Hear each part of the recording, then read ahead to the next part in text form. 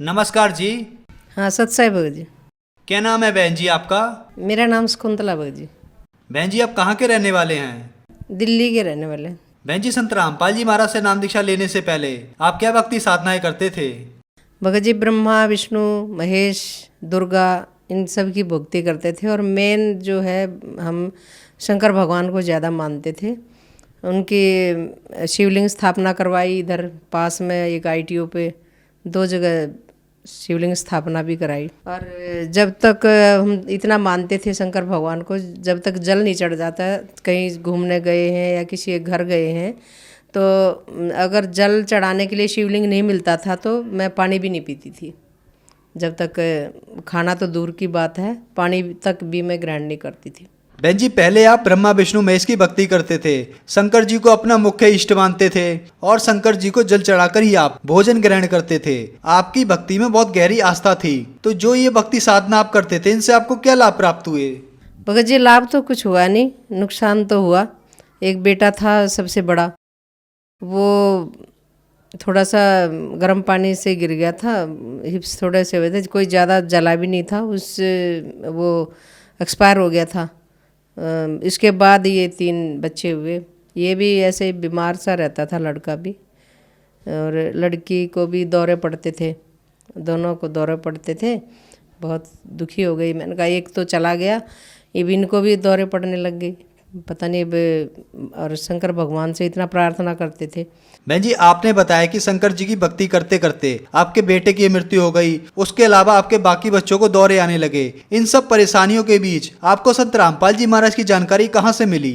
गुरुदेव का सत्संग था वहाँ पे गांव में। मम्मी ने कहा कि गुरुदेव आ रहे हैं, रामपाल जी महाराज आ जाओ तुम भी। हम रात को गए, गुरुदेव ने सत्संग किया। मेरा बड़ा भाव था, हमने सलाह मिला के गए थे कि भाई हम वो नाम नहीं लेंगे, सत्संग सुनाते हैं बच्चों को, यहाँ किराएदारों के पास छोड़ गए।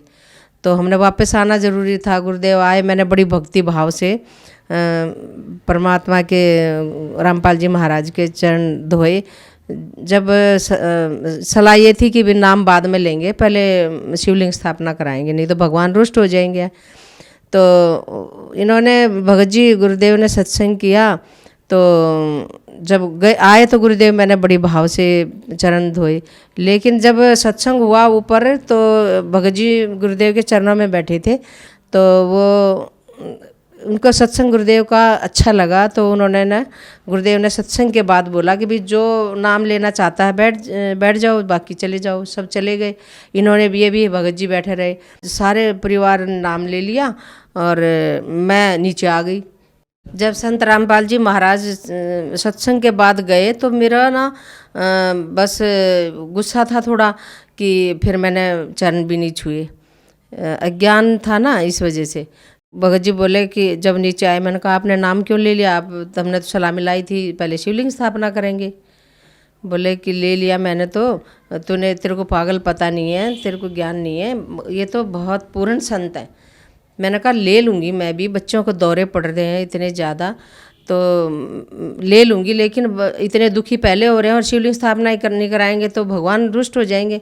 फिर भगत जी मम्मी कहने लगी, सास, कि ये नाम नहीं लेती ना तो तुम शिवलिंग स्थापना करा लेना, जो भी मर्जी। और इसको लड़के को सत्संग था गुरुदेव का करौथे में, रामपाल जी महाराज का।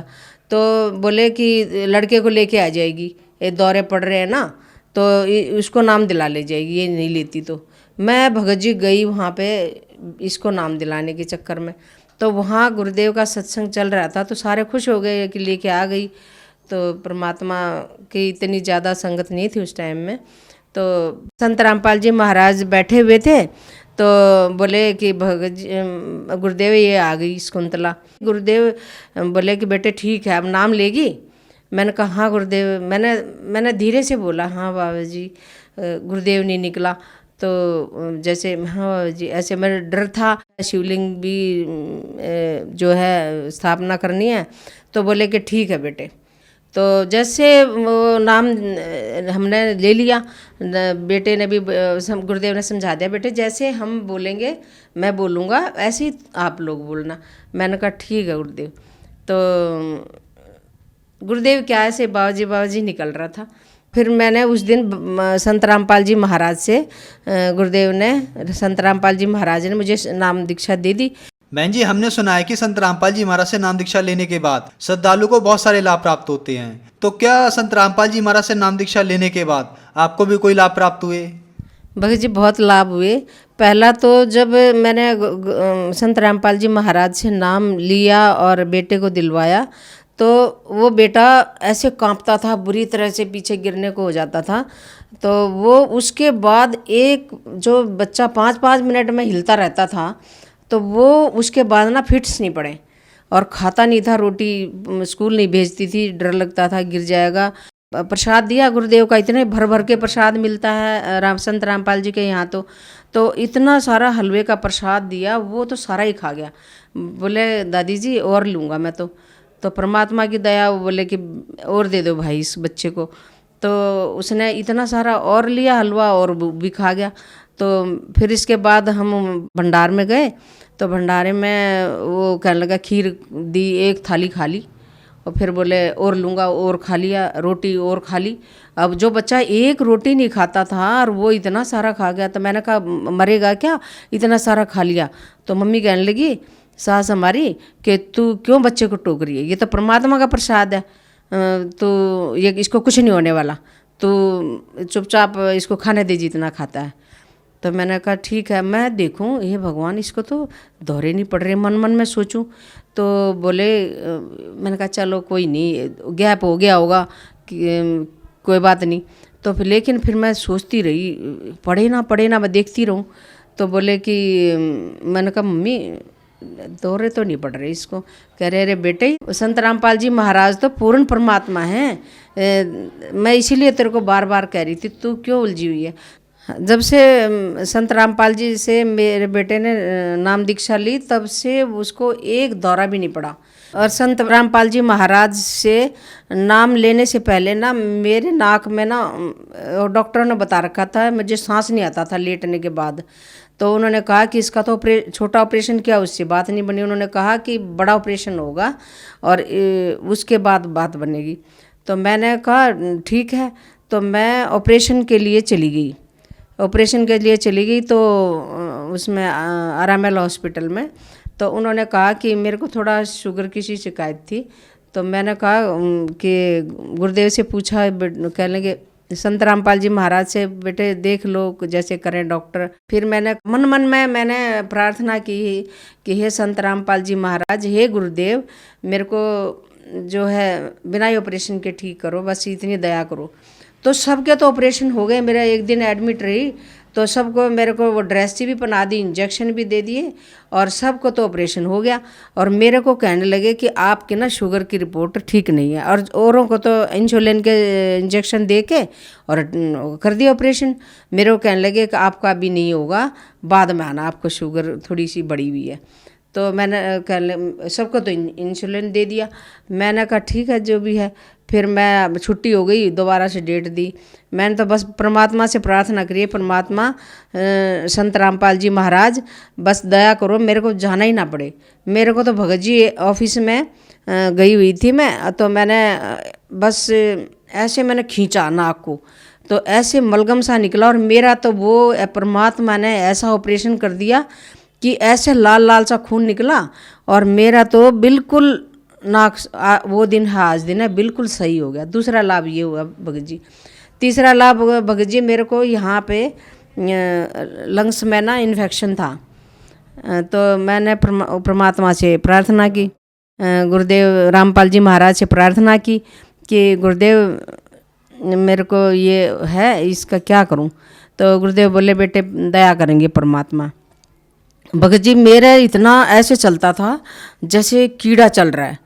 तो मैंने बस ऐसी दया करी दाता ने, संत रामपाल जी महाराज ने, कि मेरा तो वो बिल्कुल एकदम से ठीक हो गया। ना कुछ मैंने दवाई ली, ना कुछ हुआ। और हमारे जो फादर इल्ला थे, उनको भी वो जिंद बने हुए थे, उनके भाई, वो सारे जिंदा नहीं छोड़ते थे, सब बच्चे मर जाते थे भैंस गायों के। और छोटे देवर थे, वो भी मम्मी बताती हैं, वो भी ले गए थे वो। और ऐसे ससुर को ले गए, वो उनको भी वो वहीं पे ले गए, वो भी उनकी मड़ी बना दी खेतों में। फिर भी वो हमें परेशान करते थे, इतना परेशान करते थे बहुत ज़्यादा। फिर संत रामपाल जी महाराज से अरदास लगाई है, गुरुदेव हे परमात्मा, तो इसका क्या करें। संत रामपाल जी महाराज ने कहा कि तुम बेटे पहले भूतों को भगाओ, तुमने तो भूत उनको जब जैसे दोगे तो वो तो आएंगे ही, उनको उखाड़ो। फिर देखो सब उखाड़ दी, वो उखाड़ने के बाद भगत जी बिल्कुल ठीक हो गए। और मेरी सास में भी आते थे, वो भी ठीक हो गई, अब कोई प्रेत नहीं सताता। आज संत रामपाल जी महाराज की दया से मेरा पूरा परिवार सुखी है भगत जी। 2 बेटियां हैं, 1 बेटा है। अच्छे से सब भगवान की दया पढ़ रहे हैं और अब नौकरी भी कर रहे हैं। इतनी दया परमात्मा ने बख्श रखी है कि जरा सा कुछ हो जाता है घर में तो परमात्मा को बस स्मरण कर लो, बस वो तो दाता भंडार भर देते हैं, उसी टाइम ठीक कर देते हैं। कोई ऐसा अड़चन ही नहीं आती कि भाई हमें डॉक्टरों के पास जाना पड़े या कहीं और कहीं जाना पड़े। बहन जी, संत रामपाल जी महाराज से नाम दीक्षा लेने के बाद आपके बच्चों को जो मिर्गी के दौरे आते थे वो ठीक हुए, और आपको इन्फेक्शन और शुगर की बीमारी थी वो भी संत रामपाल जी महाराज की कृपा से ठीक हुई, और भी बहुत सारे आपको लाभ प्राप्त हुए। तो जो श्रद्धालु आज आपको देख रहे हैं, आप उनको क्या संदेश देना चाहेंगी?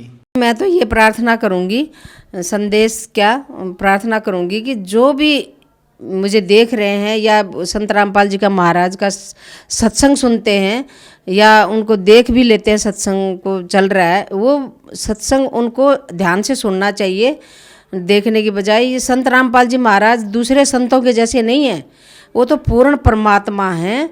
और मैं तो ये उनको प्रार्थना करूंगी कि मैं जैसे मेरे सारे कष्ट दूर हो गए, ऐसे उनको भी अगर नाम दान लेते हैं परमात्मा संत रामपाल जी महाराज से, तो उनके भी पूरे दुखों का निवारण परमात्मा कर सकते हैं। बस यही मेरी प्रार्थना है कि वो आएँ और यहाँ पे अपने कष्ट दूर करवाएं। बहन जी, संत रामपाल जी महाराज से नाम दीक्षा कैसे ले सकते हैं? कई चैनलों पे संत रामपाल जी महाराज का सत्संग आता है, तो उन जो सत्संग चलता है उस पे नीचे एक पट्टी है, उस पे फ़ोन नंबर लिखे हुए, आप उन फ़ोन नंबरों पे फ़ोन करके पता कर सकते हैं कि कहाँ कहाँ नामदान केंद्र बने हुए हैं, और वहाँ कहाँ कहाँ वो बता देंगे उस पर फ़ोन करने से, और वहाँ पे जा कर के हम नामदान ले सकते हैं। धन्यवाद बहन जी। सत साहिब।